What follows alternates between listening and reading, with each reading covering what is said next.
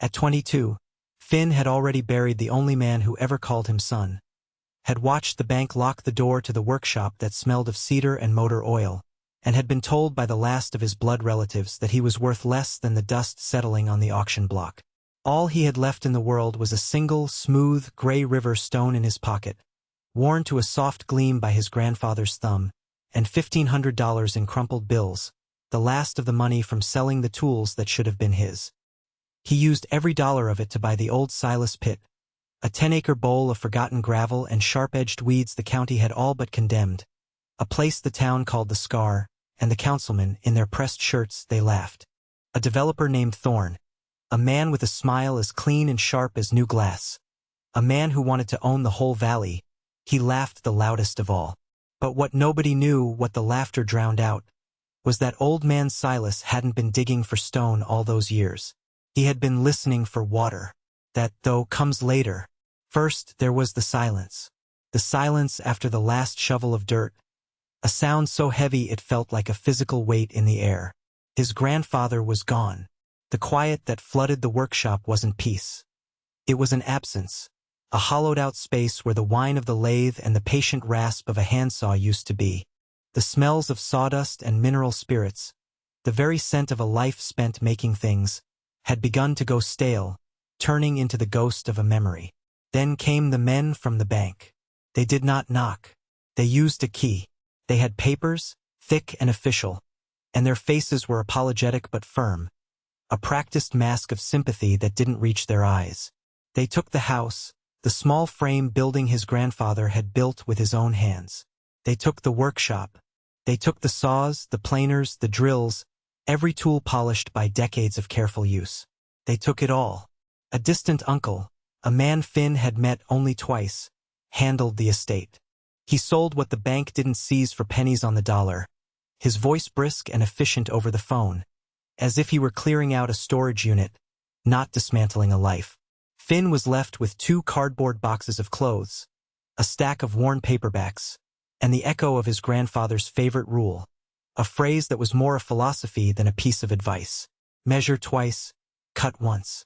It was about wood, yes, but it was also about life, about taking care, about seeing the whole of a thing before you made your mark on it. Now, there was nothing left to measure, nothing left to cut. He was adrift in the town he'd grown up in, a place that suddenly felt alien. People looked away when he passed them on the street, their sympathy soured by the vague, unspoken judgment that falls on those who lose everything. They saw him not as grieving, but as failed. The town was already in the grip of a quiet desperation, a slow economic fever. The farms were struggling under a sun that felt hotter each year, the wells drawing up less and less. The promise of Thorne, the developer, was a siren song. He spoke of a golf course, of luxury vacation homes, of a resort that would bring jobs, that would put their town on the map. He needed land, and he needed water, and he had the money to make people forget what they were giving up. Finn felt the town's gaze on him, the weight of its collective anxiety. He was a loose end, a reminder of how quickly things could fall apart.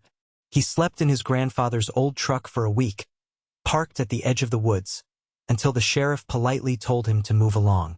That was when he heard about the Silas pit. It was a joke at the diner, a piece of worthless land everyone knew and nobody wanted. Old man Silas. He'd been a fixture in the town, as permanent and weathered as the stone courthouse downtown. A quiet, gruff figure most people dismissed as a failed prospector, a little touched by the sun, a man who spent his life digging in a hole for reasons no one could fathom. Finn remembered him from the diner, sitting at the far end of the counter, his hands calloused and stained with earth, nursing a single cup of coffee for an hour, watching the town through the big plate glass window with eyes that saw more than they let on. He rarely spoke, and when he did, his voice was like stones rolling downhill, low and rough. The town thought him poor, eccentric, a harmless relic of a bygone era. But Alara, who had run the diner for 40 years and saw the town's true ledger, she knew differently. She saw Finn sitting in that same booth one morning, staring into a coffee he couldn't afford, and she brought him a plate of eggs and bacon on the house. She didn't say a word about payment. She just sat down opposite him, her hands folded on the worn Formica tabletop. "You bought the pit," she said. It wasn't a question. Finn nodded, feeling the familiar flush of shame, expecting the same gentle pity or outright scorn he'd gotten from everyone else. But Alara just smiled, a small, knowing expression. "Good," she said. That place was waiting for someone who knew how to listen. She told him about Silas then. Not the town's version, the crazy old coot in the gravel pit, but the real man. She told him how, during the big drought of '08, Silas had shown up at 3 different farms in the middle of the night, his old truck rattling down the dirt roads, and fixed their well pumps. He never announced himself, never asked for a dime. The farmers would wake up to the blessed sound of gushing water and find only his tire tracks in the dust. She told him about the bags of vegetables, tomatoes and squash from his hidden garden, that would appear on the porches of families who were struggling, left before dawn like a secret offering. He knew things about the ground, Alara said, her voice dropping to a near whisper. He knew how it breathed, things other people forgot to look for, because they were too busy looking up at the sky, praying for rain, while the town whispered about Silas's folly. The county supervisors saw only a liability. The pit was an eyesore, a 10-acre wound of gray rock and invasive thistle, unfenced and dangerous. They declared it a public nuisance. That was all Silas's only living relative, a nephew from the city named Marcus, needed to hear. Marcus was cut from a different cloth than his uncle. He wore sharp suits and a practiced smile, and he saw the pit not as a piece of family land but as a line item on a spreadsheet, a problem to be solved with a quick sale. He wanted it gone. He listed it for a pittance, just enough to cover the back taxes and be done with it. Mr. Thorne, the developer, saw his opportunity. He made a great public show of dismissing the property at a town meeting, calling it a useless scar on an otherwise beautiful valley, a gesture of magnanimous civic concern. He said it was fit for nothing but a landfill. Then, quietly, he had his lawyer make Marcus an offer of $500, a sum so insulting it was clearly meant to signal that the land was worthless, a favor Thorne was doing for the county by taking it off their hands. The town council nodded along, grateful. They were already under Thorne's spell, mesmerized by his blueprints and his promises. They saw new roads and green lawns, not the valley he would have to break to build them. Finn heard about the $500 offer while waiting for his truck to be filled at the gas station. 2 men were talking by the pumps, laughing about it. $500 for 10 acres of nothing, one said, shaking his head. Thorne's playing the long game. Something in Finn shifted then. A quiet, stubborn spark he thought had been extinguished. It wasn't a plan. It was an instinct. He thought of his grandfather's hands, of Silas's quiet gaze, of Alara's words. A place for someone who knew how to listen. He drove straight to the real estate office where Marcus was signing the preliminary papers. He walked in, his clothes dusty, his face set. He didn't have the polish of Marcus or the power of Thorne. He just had the $1,500 in his pocket. He laid it on the desk. "I'll give you $1,500, he said, his voice steady. "Cash." Right now, Marcus stared at him, then at the crumpled bills, then back at him. A flicker of something, surprise, greed, relief, crossed his face. He was getting 3 times the offer from the big shot developer. It was a quick, clean exit from a place that held no meaning for him. He didn't have to deal with Thorne's lawyers. He just had to sign. He signed. The papers felt impossibly light in Finn's hand. He was the owner of 10 acres of nothing. He walked out of the office and didn't stop until he was standing at the edge of his property. A single strand of rusted barbed wire marked the boundary. The land fell away before him into a wide, shallow bowl. It was desolate, just as they said. Mounds of gray, weathered gravel stood like ancient burial mounds. Thistle and burdock grew in thick, stubborn clumps. A rusted-out shell of a 1950s pickup truck sat listing to one side, its windows smashed out, its metal skin baked and peeling. It was a picture of neglect, of abandonment. It was his. He took a breath. The air here was different. Down in the pit, away from the road, it was cooler. The wind moving through the tall weeds made a sound like a slow exhalation. And beneath that sound, there was something else, a low, resonant hum he couldn't place. It wasn't machinery. It was something deeper, something from the earth itself. He felt a strange sense of peace settle over him, not the comfort of a home, but the quiet certainty of a purpose. He had not bought a piece of land. He had answered a call. As he stood there, taking it all in, a movement near the rusted truck caught his eye. A shape detached itself from the shadows. It was a dog, old and grizzled, with a gray muzzle and sad, tired eyes. A hound of some kind, its ribs showing faintly beneath a dusty coat. It didn't bark or growl. It just watched him, its head cocked, with a kind of profound, weary intelligence. Finn knew instantly that this was Silas's dog. The dog took a few stiff steps forward, then lay down, its nose on its paws, never taking its eyes off Finn. It had been waiting. That evening, as the sun bled out across the western ridge, Alara's truck bumped down the dirt track to the pit. She got out carrying a covered plate and a thermos of coffee. She glanced at the dog, who had not moved from his spot. "That's Gus," she said, her voice soft. "He hasn't left this place since the day Silas passed. Wouldn't let the animal control fellas get near him." She looked at Finn, a long, appraising look. "He was waiting for you, I guess." Stubborn as his master, she handed him the plate. It was fried chicken, mashed potatoes, and green beans. It was the first real meal he'd had in weeks. They sat on the tailgate of her truck as the sky turned to purple, the silence comfortable between them. Gus watched them from a distance, a silent, furry sentinel guarding a secret he couldn't speak. The days fell into a rhythm, marked by the sun's slow arc across the wide sky. Finn lived out of his truck, sleeping in the bed under a canopy of stars more brilliant than any he had ever seen from town. He spent his time clearing brush, pulling the stubborn thistle, creating small, clear pathways through the chaos. It was hard, physical work, the kind that left his muscles aching and his mind clear. He was making his mark not with a saw, but with his own two hands. He was measuring the land, learning its contours, its moods. And always there was Gus. The old hound was his shadow, his constant companion. But there was one place Gus would not leave. At the very bottom of the pit, the lowest point of the bowl, was a slab of concrete roughly 10 feet square. It was cracked and stained, and weeds grew up through the fissures. It looked like the foundation of an old shed or pump house that had long since been torn down. But there was no debris around it, no splintered wood or rusted nails, just the clean, flat slab. And this was where Gus kept his vigil. He would lie there for hours, his gray muzzle resting on the cool concrete, his gaze fixed on some invisible point in its center.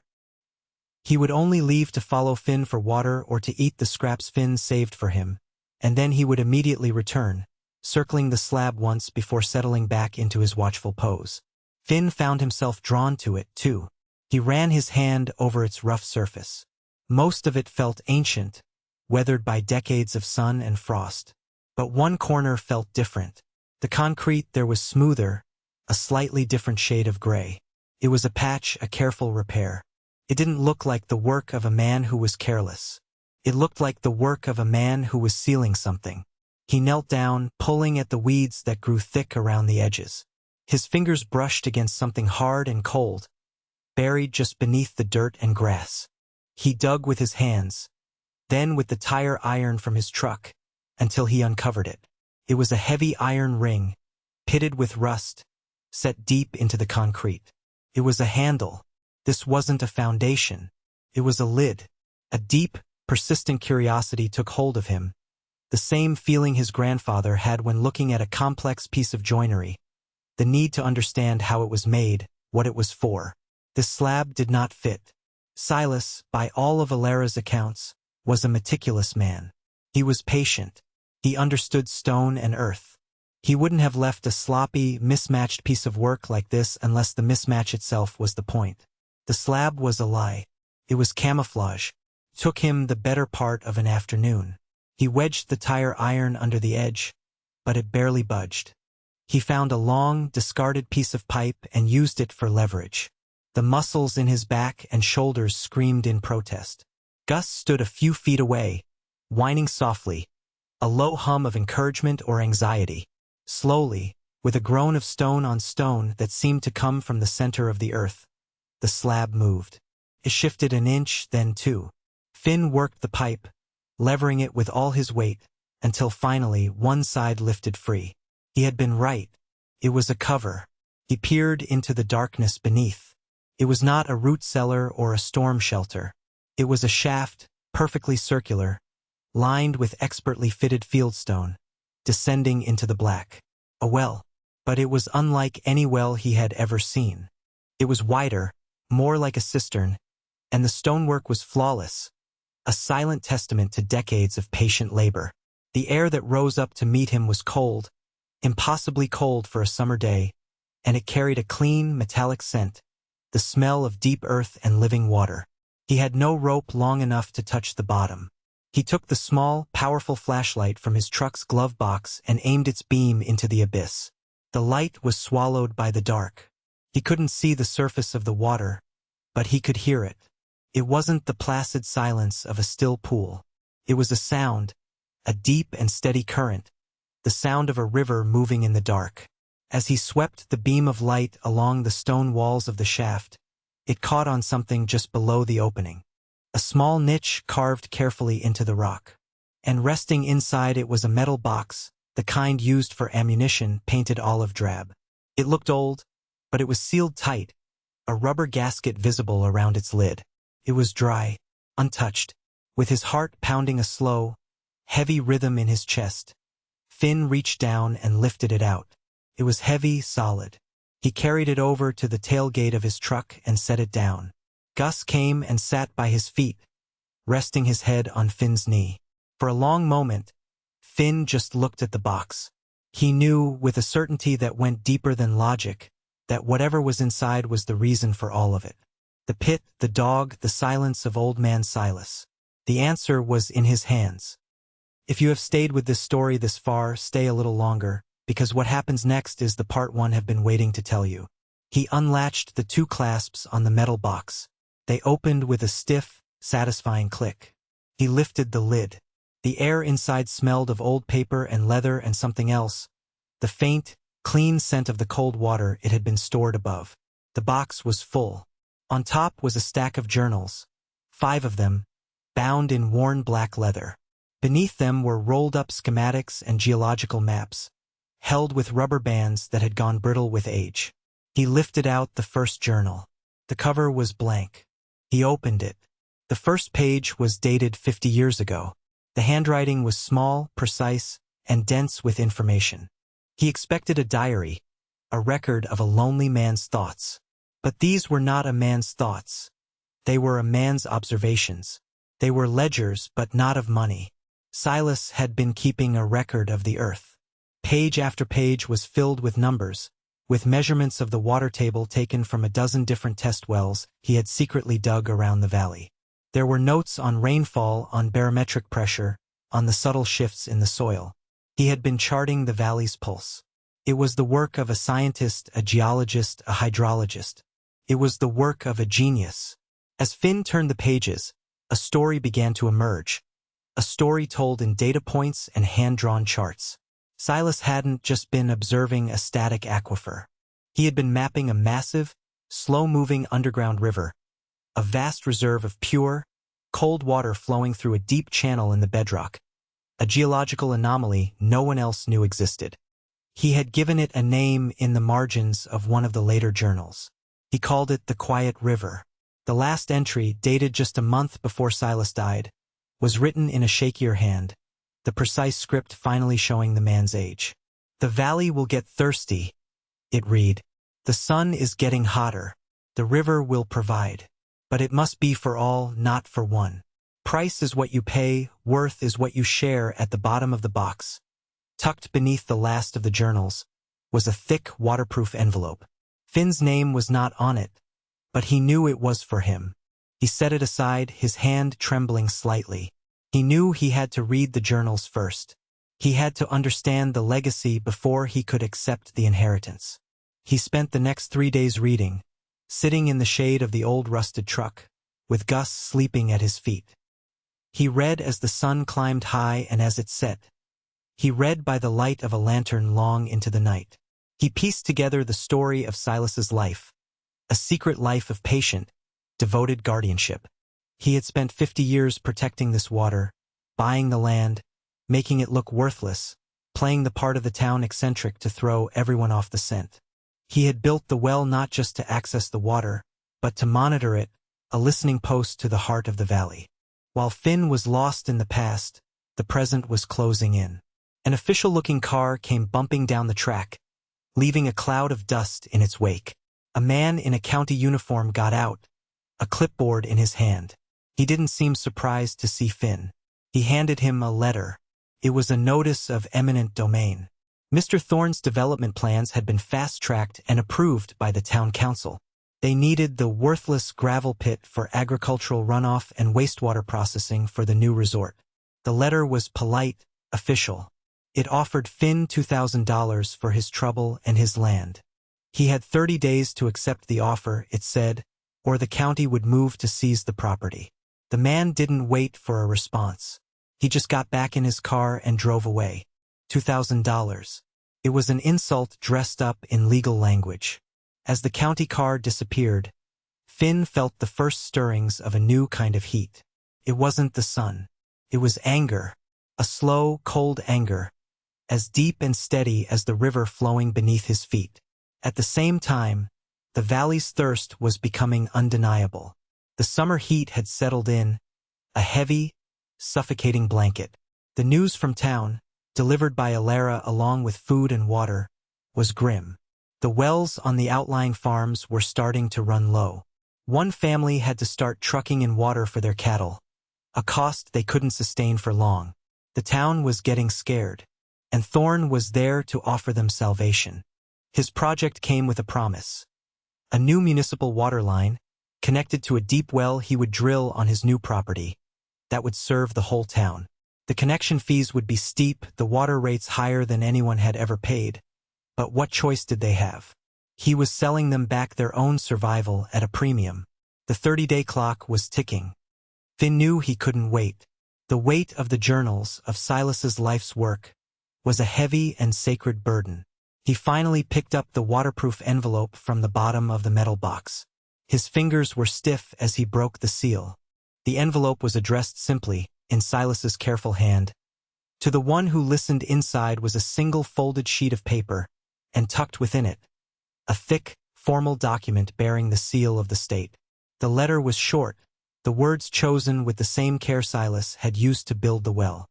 He explained that he had discovered the aquifer by accident as a young man, while prospecting for something else entirely. He immediately understood its significance, and the danger it would be in if men of commerce ever found it. So he dedicated his life to protecting it. He bought the land piece by piece over the years. He created the gravel pit himself, a deliberate act of camouflage, a scar to make the land undesirable. He played his part, the strange old man who dug for rocks, a performance that lasted 50 years. The letter ended with a direct charge, a passing of the torch. "This water is the valley's blood," Silas wrote. "It doesn't belong to any one person. It belongs to the land and to the people who care for the land. Don't let them sell it. Let it give life." The other document was a deed, but not a deed to the land. It was a deed for the water rights. It had been filed with the State Geological Survey 60 years ago, long before the current county lines had been drawn, before the town had even been incorporated. It was a primary, pre-existing, and irrevocable claim. The legal language was dense, but the meaning was clear.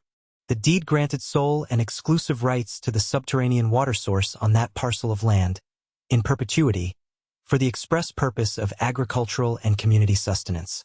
It predated every zoning law, every municipal code, every one of Thorne's carefully laid plans. The rights were tied to the land itself, not to the owner. Whoever owned the pit owned the water, and Finn owned the pit. He sat there for a long time, the deed in one hand, the letter in the other, the weight of it all settling on him. He wasn't just a boy with a worthless piece of land anymore. He was a guardian. He drove into town, the journals and the deed locked safely in a metal case on the seat beside him. He didn't go to the county office or to a lawyer. He went to the diner. Alara was wiping down the counter, the place empty in the mid-afternoon lull. She saw the look on his face and just pointed to a booth in the back. She brought 2 cups of coffee without him having to ask. He laid it all out on the table. The journals, the letter, the deed. He didn't have to explain much. She seemed to understand it all before he even spoke, her eyes scanning the meticulous handwriting, her hand resting gently on the cover of the oldest journal. Her face, usually so composed, was filled with a fierce, protective pride. Tears welled in her eyes, but she didn't let them fall. "I knew it," she whispered, her voice thick with emotion. "I knew that stubborn old man was up to something more than digging for rocks." She looked at the deed, then at Finn. "He was waiting for you," she said. "Someone who wouldn't just see the money." They sat there for an hour, making a plan. The final town council meeting, the one where they would vote to ratify the eminent domain seizure of his land, was in 2 weeks. It was his deadline to formally accept or reject the county's offer. Everyone would be there. Thorn would be there, ready to take his victory lap. "The whole town needs to hear this," Alara said, her voice firm, the sadness in her eyes replaced by a hard resolve. "But they need to be ready to listen that afternoon." She closed the diner early for the first time in 20 years. She put a sign on the door that just said, "Family Matter." Then she got on the phone. She didn't call the town council or the local paper. She called the old families.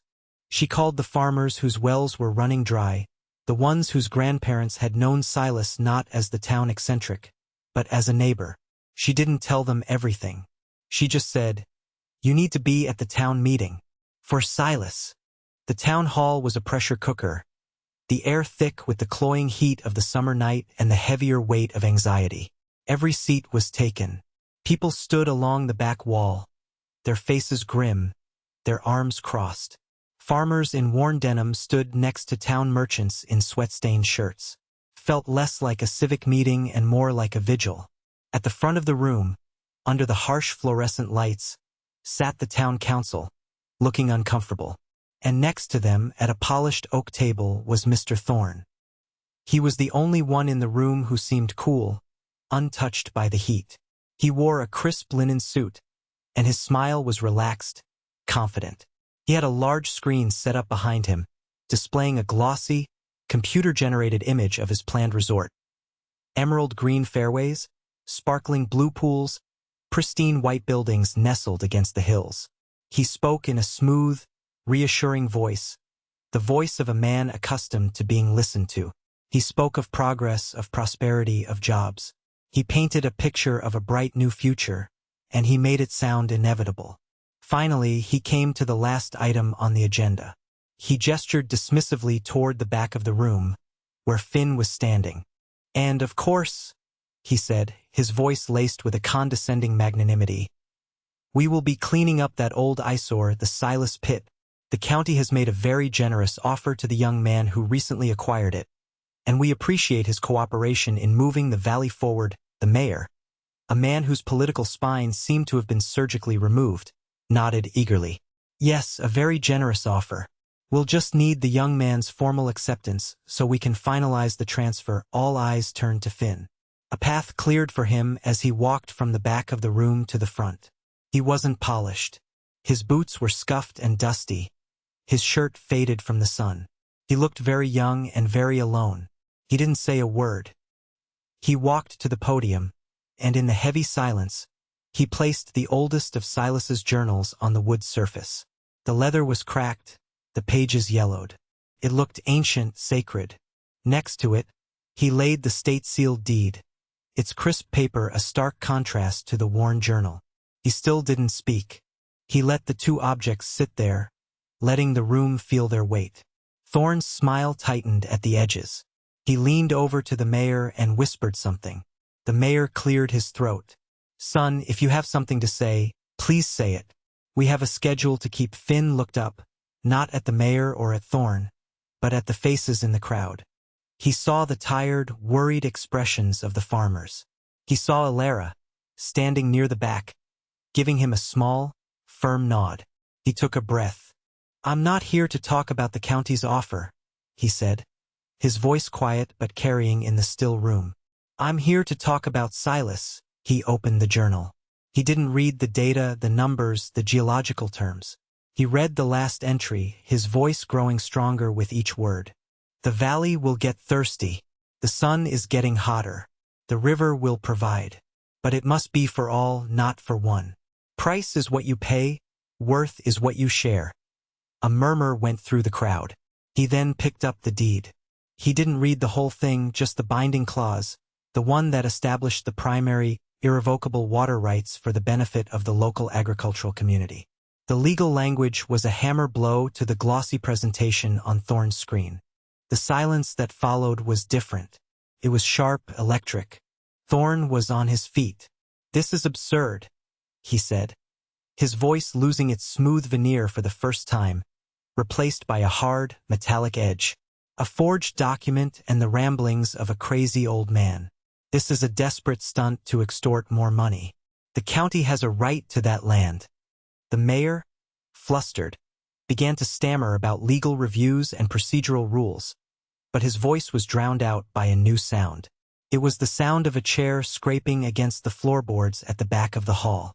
Silas's nephew, Marcus, was standing up. He looked pale, his sharp suit suddenly looking ill-fitting and cheap. He walked slowly to the front of the room, his eyes fixed on the floor. He stopped beside Finn, but he didn't look at him. He looked at Thorne. "It's not a forgery," Marcus said, his voice barely a whisper, but it cut through the tension like a knife. The room went dead silent. "He's not lying." All eyes were on him now. He looked like a man about to be sick. He took a shaky breath and began to speak, the words spilling out in a torrent of shame. He confessed everything. He told them how Thorne had approached him months ago, weeks before Silas had even passed away, knowing the old man was sick and that Marcus was his only heir. Thorne had never mentioned a river of water, but he had mentioned a geological survey from the 1970s, a public document anyone could have found if they knew where to look, a document that hinted at a significant gravitational and water table anomaly in that specific location. Thorne had been watching Silas for years, wondering what the old man knew. He had offered Marcus a quiet finder's fee, $10,000, to make sure the property was sold quickly and quietly after Silas's death, to make sure it was officially declared worthless, to make sure no one else looked too closely. He just wanted the land, he had said, cheap and clean, for his project. Marcus, broke and ashamed of his strange, hermit-like uncle, had agreed. He had pushed the county to condemn it. He had listed it for a pittance. He had been complicit in the lie. "I never knew what was really there," Marcus finished, his voice cracking. "He just told me it was a problem he could solve." "I'm sorry." The confession hung in the air, damning and absolute. Thorne's face was a mask of fury. His polished image, his credibility, his entire project had just evaporated in the heat of one man's shame. The silence was broken by a new voice, a rough, tired voice from the crowd. An old farmer, a man named Miller whose family had worked their land for a century, stood up. "My well went dry on Tuesday," he said, his words flat and heavy. "Had to sell off half my herd yesterday." Another man stood. "Mine too. We're hauling water from 50 miles away." Then another and another. It was a chorus of quiet desperation, the reality of the valley's thirst made plain. Finally, Elara stood up, her presence commanding the room. "Silas Miller fixed my father's well pump 3 times during the big drought," she said, her voice clear and strong. "Never took a dime. He said the water belonged to the ground, not to us. He said we were just borrowing it." She looked directly at Thorne. "Some people understand that, and some people only understand price." The tide in the room didn't just turn. It was a dam breaking. The anger and fear that had been simmering for months now had a target. It wasn't directed at Finn, the boy who owned the pit, but at Thorne, the man who had tried to steal their future from beneath their feet. They weren't just defending a piece of land anymore. They were defending the memory of a good man. They were defending themselves. The aftermath was swift and decisive. Thorne's project, built on a foundation of deceit, collapsed overnight. The town council, facing a room full of angry, betrayed constituents, voted unanimously to revoke all of his permits. He threatened lawsuits, his voice shrill with impotent rage, but with Marcus's public confession and the ironclad, 60-year-old deed, he had no legal ground to stand on. He was finished in the valley. He left town the next morning, his expensive car kicking up a plume of dust, leaving behind nothing but the ghost of his promises. The story was too good for the regional news to ignore. Small town sits on water fortune. The headlines read, "Local man's $1,500 gamble uncovers $12 million aquifer." The number was a rough estimate from a state hydrologist, a guess at what a private corporation might pay for such a resource. And with the news came the vultures. Lawyers in expensive suits and representatives from multinational bottling companies came calling. They found Finn at the pit, where he was methodically reinforcing the stone lining of the well shaft. They made him offers that were staggering, sums of money that could have changed his life 100 times over. They talked about bottling plants, about pipelines to the parched cities in the south, about franchising opportunities. They saw a commodity, a product, a line on a balance sheet. They didn't understand. They didn't see the river.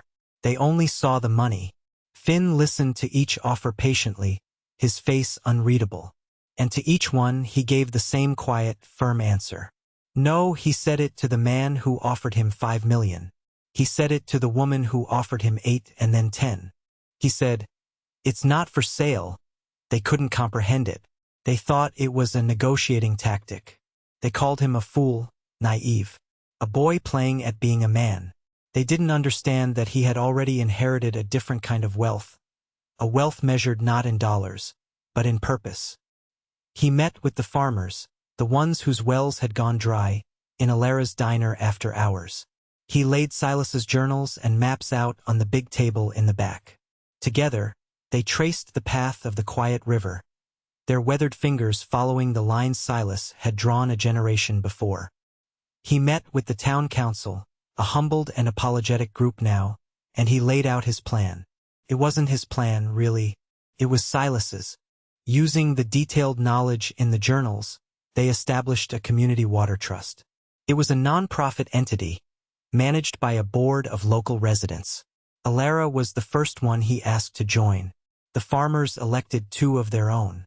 And in a move that surprised everyone, Finn insisted that the 4th seat on the board go to Marcus. Silas's nephew was a changed man. The public shame had burned away his slick city veneer, leaving something raw and real. He had sold his car and his expensive watch and given the money to the farmers who had been forced to sell their cattle. He showed up at the pit the day after the meeting, not in a suit, but in work clothes. He didn't ask for anything. He just picked up a shovel and started helping Finn clear rocks, his movements clumsy at first, then more sure. He was beginning his penance, not with words, but with humble labor. The trust's mission was simple, taken directly from Silas's last journal entry. The water would be used to sustain the valley's farms and homes, not to make any one person rich. The price for the water was minimal, just enough to cover the cost of the pumps and the maintenance of the system. Its worth was the continued life of the valley itself. The found family that had begun to form around a diner table now had a formal shape. Finn, Alara, Marcus, and the farmers, they were the new stewards of the quiet river. Finn was no longer an orphan, a cast-off. He had a place. He had a family. They were not bound by blood, but by a shared promise to a man they had all, in their own ways, underestimated. A year passed. The valley exhaled. The late summer heat still came, but now it was met not with fear, but with a quiet confidence. The fields were green. The cattle were healthy. The rhythmic pulse of sprinklers was a sound of hope. The gravel pit no longer looked like a scar. With the help of the farmers and their children, Finn had planted hundreds of saplings, oaks and maples and sycamores, along its rim. In a generation, it would be a small, wooded valley, a hidden oasis. At its center, where the concrete slab had been, now stood a small, sturdy pump house, built of local fieldstone in a style that matched Silas's well. It was a simple, handsome building, designed to protect the heart of the valley. Its electric pump, powered by a new solar array on its roof, hummed with a steady, quiet rhythm, drawing up the cold, clean water and sending it out through a network of new pipes to the thirsty farms. Gus, whose muzzle was now almost entirely white, spent his days sleeping in the shade of the pump house, his old bones content. He had fulfilled his vigil. His master's legacy was safe. Finn was no longer the boy who had lost everything. He had found something more valuable than what the bank had taken. He had found a purpose that fit him as perfectly as a well-made tool. He was the guardian, the caretaker, the one who listened. He understood the deep, slow language of the water. One hot afternoon, a car he didn't recognize sputtered to a stop on the county road that ran past the pit. It was an old station wagon, packed to the roof with boxes and furniture, a young family inside.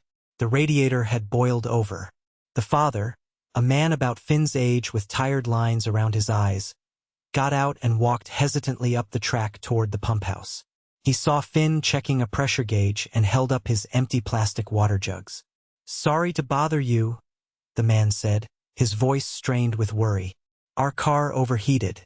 Is there a spigot around here? A hose? Anything?" Finn smiled. He looked at the man, at his worried wife and the two small children peering out the dusty car window. They were strangers, just passing through a valley whose greatest secret was flowing silently beneath their feet. He didn't say anything about the $12 million of water, or the reporters, or the fight he had won in the town hall. None of that mattered now. He just nodded and picked up an old, galvanized steel watering can that leaned against the pump house wall. It had been Silas's. Finn had found it in the back of the rusted-out truck, and he had kept it, a small, practical memento. He filled it from a simple brass tap on the side of the building, a tap he had installed just for this purpose. The water that poured out was clear and impossibly cold, sparkling in the afternoon sun. He handed the heavy can to the stranger. The man's face flooded with a gratitude so profound it was humbling. "Thank you," the man said. "I don't know how to thank you." Finn just shrugged. A small, easy gesture. "Water is for sharing," he said. The words felt as natural and true as the river itself. Gus, lying in the shade, lifted his head and thumped his tail twice against the cool dust. He watched the man carry the water back to his family. A small act of kindness, a quiet promise kept. The legacy was not a secret anymore. It was not a number in a ledger or a clause in a deed. It was alive. It was flowing.